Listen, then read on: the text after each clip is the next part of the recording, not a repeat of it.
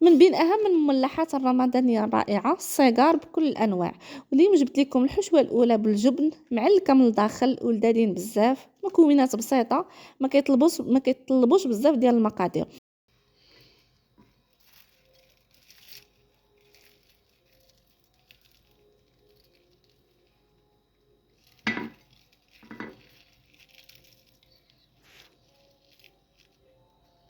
تحضيرهم ما كياخدش وقت طويل، مقرمشين بزاف، وغادي نعطيكم كذلك طريقتهم الصحيحة اللي غادي ينجحوا معكم من أول مرة.